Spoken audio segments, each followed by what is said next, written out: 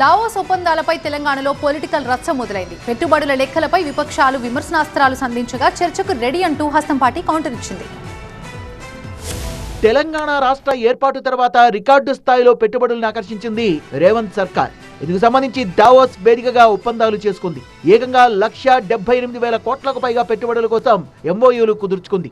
ఇందుకోసం 20 సంస్థలతో చర్చలు జరిపింది. ఇందులో అమెజాన్ వంటి ప్రముఖ కంపెనీలు కూడా ఉన్నాయి. దావోస్ పర్యటనలో భారీగా పెట్టుబడుల్ని తీసుకొచ్చేందుకు కృషి చేసిన సీఎం రేవంత్ రెడ్డి శుక్రవారం హైదరాబాద్ చేరుకున్నారు. ఆయనకు కాంగ్రెస్ శ్రేణులు ఘన స్వాగతం పలికాయి.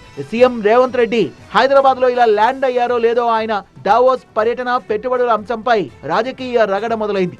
రేవంత్ దావోస్ టూర్ పై బీజేపీ బీఆర్ఎస్ విమర్శలు గుప్పించాయి. రేవంత్ దావోస్ పర్యటనపై కేంద్ర మంత్రి కిషన్ రెడ్డి విమర్శలు గుప్పించారు. తెలంగాణ వాళ్ళనే దావోస్ కు తీసుకెళ్లి అగ్రిమెంట్లు చేసుకోవడం ఏంటని ప్రశ్నించారు ఆయన.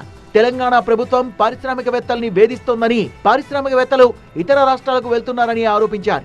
రాష్ట్రంలో ఉన్న పారిశ్రామికవేత్తలు పారిపోకుండా చూడాలని సూచించారు. తెలంగాణకు లాభం చేకూరితే ఎవరు కూడా దాన్ని విమర్శించాల్సిన అవసరం లేదు. కానీ తెలంగాణలో ఉన్నటువంటి వాళ్ళందరినీ తీసుకెళ్ళి దావోస్కి వెళ్ళి అక్కడ అగ్రిమెంట్ చేసుకుంటే ఏందో నాకు అంతే అర్థం కాలేదు ఇంతవరకు. తెలంగాణలో ఉన్నటువంటి వాళ్ళందరినీ దావోస్ తీసుకెళ్ళి అక్కడ అగ్రిమెంట్ చేసి ఏదో దావోస్కి వెళ్ళి ఇన్వెస్ట్మెంట్స్ వస్తున్నట్టు ప్రచారం చేశారు. అటు బీఆర్ఎస్ కూడా దావోస్ టూర్ పై రాజకీయ దాడి మొదలుపెట్టింది. సీఎం రేవంత్ దావోస్ పర్యటన అబద్ధాలతో గడిచిందన్నారు బీఆర్ఎస్ నేత క్రిషాంత్. పెట్టుబడులపై సీఎం రేవంత్ ఊదరగొడుతున్నారని విమర్శించారు. వాటి వల్ల కంపెనీలకే లాభం తప్ప ప్రజలకు ఒరిగేదేమీ లేదన్నారు. గత ఏడాది కూడా 40,000 కోట్ల రూపాయల పెట్టుబడులు వచ్చినట్టుగా ప్రకటించారని, అందులో ఇప్పటి వరకు వచ్చినవి ఒక్కటి కూడా లేవని ఆరోపించారు.